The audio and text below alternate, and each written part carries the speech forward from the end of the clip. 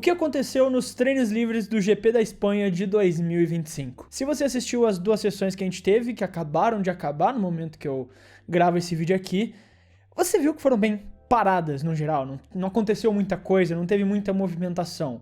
Até porque as equipes no geral, os pilotos todos ali, num grande geral, estavam sendo bem cuidadosos com tudo, porque a gente está falando de um momento da temporada que a gente chega com uma mudança muito grande no regulamento, da rigidez das asas dianteiras, e também muitas equipes trazendo atualizações, claro, pensando já nessas mudanças de regulamento, mas também em outras atualizações que já estavam programadas. Então a gente viu muitas coisas sendo levadas mais nessa cautela, mais no cuidado durante o treino livre, e não necessariamente mostrando as suas forças reais.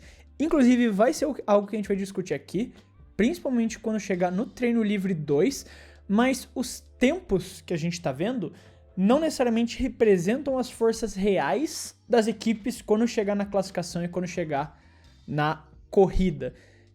Eu vou entrar em mais detalhes agora que a gente vai entrar e de fato ver o que aconteceu nos treinos livres para vocês entenderem o que eu tô falando. A começar pelo treino livre 1, que a gente teve o Lando Norris liderando com o tempo de 1:13.718 feito em 29 voltas totais. Logo em seguida a gente teve o Max Verstappen, o Lewis Hamilton, Charles Leclerc e Oscar Piastri.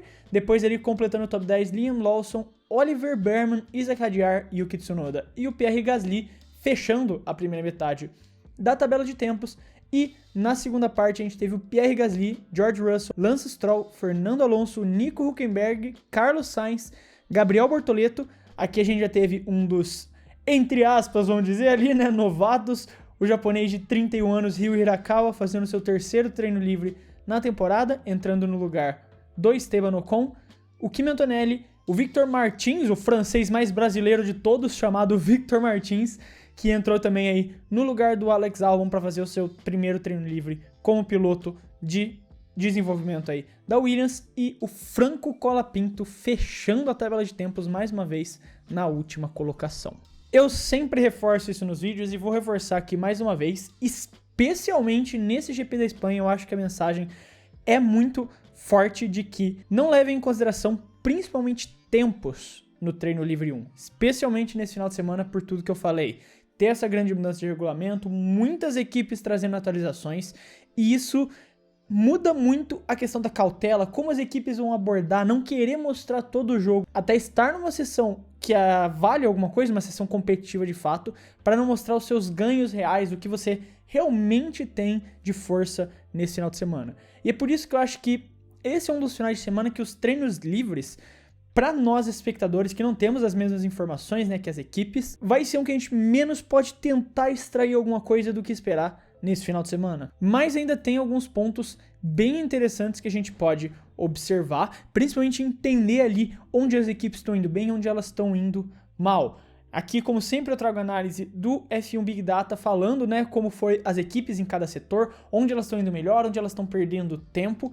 E a McLaren, como sempre, continua ali sendo a equipe mais estável, que consegue se manter no topo em praticamente todos os setores. Um grande destaque fica para como a Red Bull vem muito forte, principalmente no primeiro setor, mas acaba perdendo essa força, acaba não conseguindo entregar da mesma forma quando chegam os setores seguintes. O setor 2 você já tem uma queda de performance, e no setor 3 você tem uma queda maior ainda, que é o oposto ali da Ferrari. A Ferrari começa um pouco mal no primeiro setor, mas no segundo e terceiro setores a Ferrari é a melhor equipe logo após a McLaren, nesse primeiro momento, nesse primeiro treino que a gente teve, que são os dados que a gente tem disponíveis nesse momento. Então aqui a gente já consegue ver como a McLaren, num primeiro momento, mais uma vez está extremamente equilibrada, e faz-se entender que mesmo com essa alteração, com essa mudança das flex wings, o aumento da rigidez ali das asas dianteiras, eles ainda têm um carro melhor que todo mundo. É algo que já vinha sendo discutido, né? Muitos de vocês também falavam aqui nos comentários, eu falei com vocês também em alguns vídeos. Não é só um detalhe que fazia o carro da McLaren dominante, não era só uma peça. Eu ainda acredito que, quando a gente começar a ver as sessões competitivas, a gente vai ver que eles não estão mais tão dominantes quanto estavam antes, que outras equipes, como a própria Ferrari, que tá muito bem, e eu sei que muitos podem dizer, mas eles não foram bem nos treinos livres.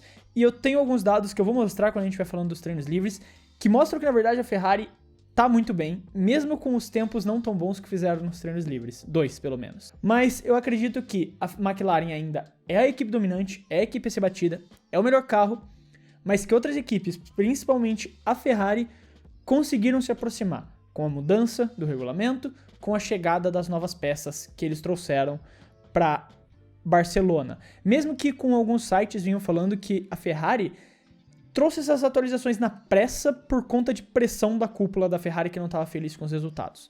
Vamos esperar, né? Só na classificação que a gente pode ter uma resposta de fato.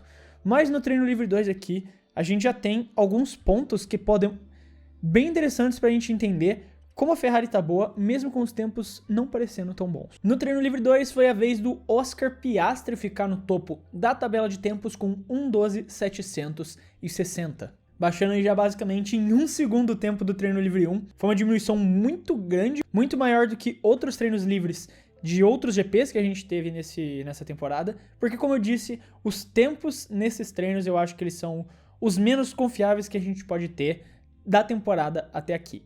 Ele foi seguido então pelo George Russell, Max Verstappen, Lando Norris e Charles Leclerc ali no top 5, Kimi Antonelli, Fernando Alonso, Pierre Gasly, Isaac Hadjar e Liam Lawson fechando um top 10 bem interessante. Depois ali, começando a segunda tabela, a gente teve Lewis Hamilton, Nico Hülkenberg, Yuki Tsunoda, Carlos Sainz, Alexander Albon, Lance Stroll, Gabriel Bortoleto, Esteban Ocon e Oliver Behrman e Franco Colapinto ali atrás das duas Haas na última colocação. Temos bons pontos para conversar sobre esse treino livre 2 e eu vou começar com a questão da Ferrari, porque você pode até entender que eles tiveram uma certa queda de performance nos tempos. A gente pode ver, o Charles Leclerc ficou 0,5 segundos atrás do tempo do Piastri e o Hamilton foi muito pior, ele ficou 0,773.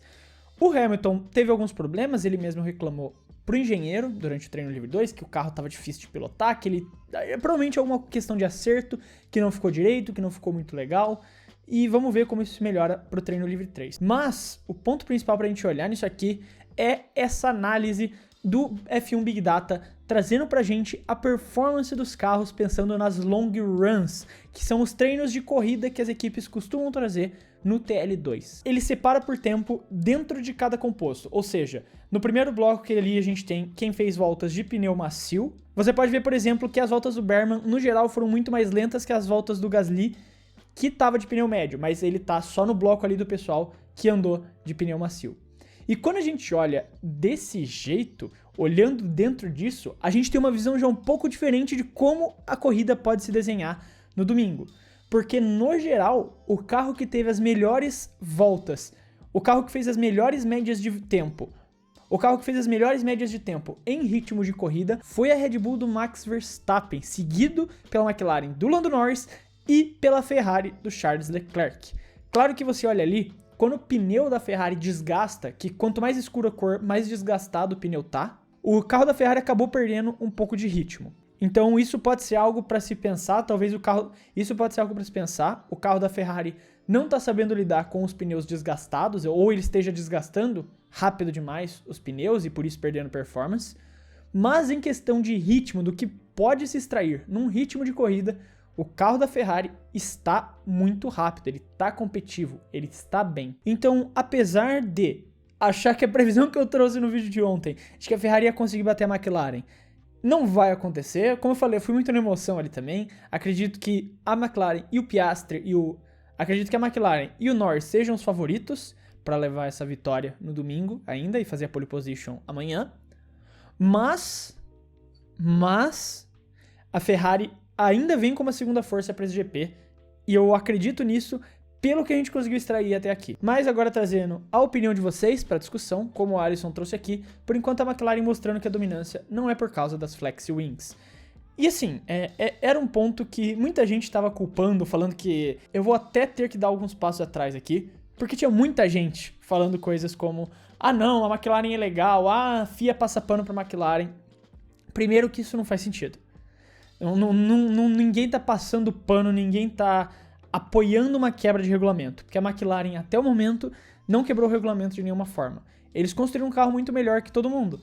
E punição atrás de punição, mudança de regulamento atrás de mudança de regulamento, o carro da McLaren continua sendo o mais completo. Não é uma peça, não é uma Flexwing, não é o mini DRS ali que tá burlando o regulamento, que tá fazendo eles mais rápidos. Eles construíram um carro muito bom, muito melhor que o resto. E você ir tirando as coisas, primeiro a rigidez das asas que introduziram na China, agora a rigidez das asas dianteiras que introduziram aqui na Espanha, você vai minando essas vantagenzinhas da McLaren. Mas eles estão muitos passos na frente. Você pode estar cortando alguns passos, mas eles ainda estão muitos passos na frente. Claro que eu ainda vejo isso tornando um pouco mais próximo o pelotão, só que ainda assim a McLaren é a equipe com a principal vantagem nesse final de semana. Um outro ponto interessante para se trazer é o que o Cade Not Allen falou aqui. Eu pessoalmente não levaria muito a sério os treinos livres de Barcelona, já que está quase todo mundo de atualização nova e com mudanças no regulamento. O povo não tá fazendo ritmo de corrida, estão só treinando, testando o circuito com as atualizações dos seus carros. É claro que uma boa parte disso que ele disse é verdade, mas ainda assim eu não acho que eles estão jogando fora treinos de voltas longas, como fizeram aqui, né, no treino livre 2. Porque querendo ou não, é um momento que você tem para testar, que você tem para entender também melhor como seu carro vai performar no domingo. Que é importante você ter esses dados para fazer estratégias, para você entender qual é a melhor forma de você trabalhar com o seu carro durante a corrida. Então, apesar de sim, eu acreditar que eles não estão mostrando o seu 100%, ainda assim, quando você olha os dados, quando você olha o que as equipes, os pilotos fizeram na pista nesse final de semana, nesses treinos livres, tem dados valiosos que podem ser tirados pra gente entender o que tá acontecendo, entender quem são as forças, quem não vão vir tão bem. E, inclusive, isso é até outro comentário aqui do Rafael, falando: a Williams foi horrível nos treinos livres, será que a Williams voltou ao normal? E para isso eu volto a gente aqui para imagem dos testes de volta de corrida. A Williams ainda não fez nenhum treino de volta rápida e foi uma equipe que trouxe atualizações para esse final de semana. Quando a gente olha no ritmo de corrida, dá para ver realmente ali que a Williams não tá o melhor dos carros, quando a gente compara com as principais equipes, quando a gente compara com outros ali. No bloco do pessoal que fez as long runs com pneu macio, o Albon ficou muito atrás, ele ficou muito abaixo, apesar de que o carro da Williams está bem consistente ali, você pode ver que mesmo com o pneu mais novo, com o pneu mais desgastado, as voltas foram bem próximas, foram bem parecidas, o que mostra que não há um problema ali de degradação, o carro é bem consistente, ele só não parece estar tão rápido, tão bom quanto esteve nos últimos finais de semana. E esse é um ponto que eu discuti em vários vídeos aqui do clube, inclusive, que eventualmente a Williams vai decair. E faz parte, porque mesmo trazendo atualização, eles não estão focando no carro de 2025. O carro de 2025 nasceu muito bem, e eles não estão mexendo. Então as outras equipes vão chegando. Eventualmente vai chegar no ponto que a Williams vai ficar a corrida, assim, quando a gente chegar no terço final do campeonato, minha aposta é que a Williams não vai nem pontuar mais. E eles estão tranquilos com isso. Eles já construíram uma gordura grande nesse começo, e até esse terço final, eles ainda vão ter um carro para brigar ali pela 19ª, 8ª colocação pelo menos. Porque o foco da Williams não é e nunca foi essa temporada. Isso que tá acontecendo, tipo, é só uma grata surpresa que, pô, deu certo, então beleza, vamos carregando aí e extrair o melhor que a gente puder dos pontos para ganhar mais dinheiro e investir melhor ano que vem. Enquanto a gente usa o nosso tempo extra de turno de vento dessa temporada pro carro do ano que vem. Então, sim, o carro da Williams não tá muito bem, mas é natural que ao longo dessa temporada ele decaia de performance exatamente por não estarem focando nesse ano, ser um ano de descarte que, por sorte, fizeram um carro muito bom. Outro ponto para se analisar é que a Sauber trouxe a atualização que não parece ter surtido tanto efeito assim no carro, né? Não parece que mudou muita coisa. Vamos esperar para ver, porque eu quero ver ritmos de classificação, que só vai sair amanhã no treino livre 3, que o pessoal vai começar a puxar, tentar forçar para entender os limites do carro e da pista. Aí a gente pode entender alguma coisa melhor. Mas ainda assim, não se mostrou ser um carro que realmente mudou de alguma forma de patamar, que realmente esteja mais próximo de ser um pontuador consistente na temporada de qualquer forma. Então, um Q2 ainda é algo para se esperar dos carros da Sauber, porque eles têm capacidade para isso, mas sonhar com algo a mais é só realmente se tiver uma loucura na corrida ali, uma bandeira vermelha, um safety car na hora certa, que ajude o Nico e o Gabriel. E por fim, a gente tem mais um comentário que eventualmente ia chegar, mas o comentário foi feito por Gil Pilot. Onde está aquele cola-pinto da Williams? Eu vou ser breve porque eu falei bastante disso em Mônaco já, principalmente nos treinos, na classificação. O cola-pinto, ele não voltou. Ele, em Imola, ele parecia que ia voltar, mas depois da panca ele não voltou. E eu acho que isso entrou na cabeça dele de alguma forma. E a pressão que o Briatore colocou na cabeça dele de alguma forma pra ele, tipo, ó, cara, eu te banquei porque o Jack Durham tava batendo e era lento. Não enfia esse carro no muro que nem você acabou de fazer em Imola, bicho. E eu acho que ele não tá conseguindo extrair o 100% porque ele tá com esse receio de extrair o máximo e talvez bater, como ele fazia na Williams. Até o momento ele tá calando a boca de pessoas que defenderam a volta dele pra Fórmula 1. Eu fui um deles. Porque ele não tá conseguindo mostrar esse ritmo. Em Mônaco, na corrida, ele foi bem, né? Ele foi decentemente, conseguiu terminar numa boa colocação, foi perfeito na estratégia que pediram dele, mas ele se classificou mal. Ele não foi bem na classificação. Vamos ver agora, na classificação, nesse sábado agora, em Barcelona, como ele vai sair. Se ele vai conseguir extrair alguma coisa desse carro, se ele vai conseguir bem. Porque até o momento, ele tá calando a boca de todo mundo que defendeu ele voltando pra Fórmula 1. Mas nesse grande geral, então, basicamente, esses pontos principais que a gente pode extrair do treino livre a McLaren ainda é a força principal e eu ainda banco a ideia de que a Ferrari é a segunda potência, mas o Verstappen vai estar bem próximo deles no domingo, principalmente na corrida no domingo. Então, acho que esses são os pontos que a gente pode extrair pensando ali na vitória, no que pode ser a vitória, no que pode acontecer na corrida, nessa disputa pelas primeiras colocações em Barcelona. Mas aí tá, o que aconteceu no treino livre do GP da Espanha de 2025? Eu quero saber a sua opinião, como sempre, não esquece de escrever aí nos comentários. E também aquele lembrete que se você gostou do vídeo e quiser ajudar o Clube da F1, você pode fazer isso se inscrevendo no canal, porque ajuda muito a poder continuar produzindo esses vídeos aqui pra vocês. Quero deixar um abraço pra você que ficou até aqui e até o próximo vídeo.